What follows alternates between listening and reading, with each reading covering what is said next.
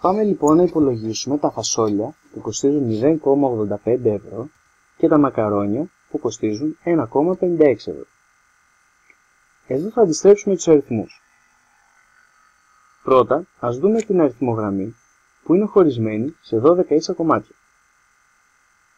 Πού βρίσκεται το 1?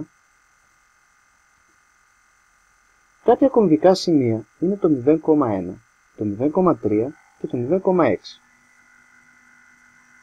Κάθε 0,1 είναι η απόσταση από τη μία κόκκινη γραμμή στην άλλη. Άλλα σημεία που μας ενδιαφέρουν είναι το 0,80 και το 0,90.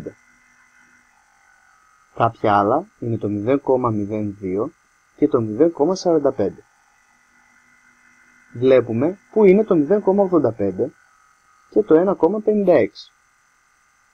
Με αυτόν τον τρόπο το 0,85 ανεβαίνει προς τα πάνω και γίνεται περίπου 1 και το 1,56 κατεβαίνει προς τα κάτω και γίνεται περίπου 1. Άρα πόσο έχουμε στο σύνολο?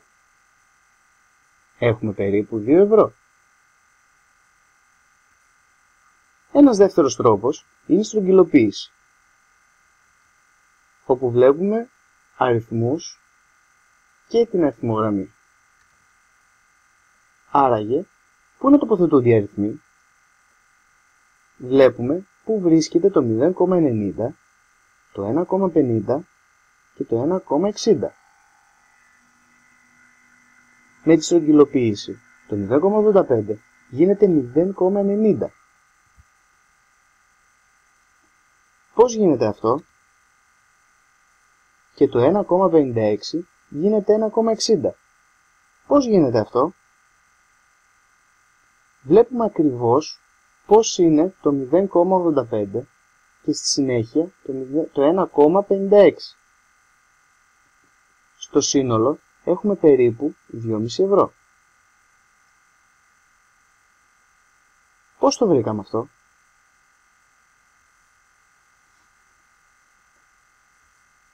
Ένας τρίτος τρόπος είναι ο αλγόριθμος, όπου κάνουμε επιμέρους πράξεις. Δηλαδή, 0 και 1 και 0,85 και 0,56 που μας δίνουν 1 και 1,50 περίπου. Επομένως, κοστίζουν 2,50 ευρώ περίπου.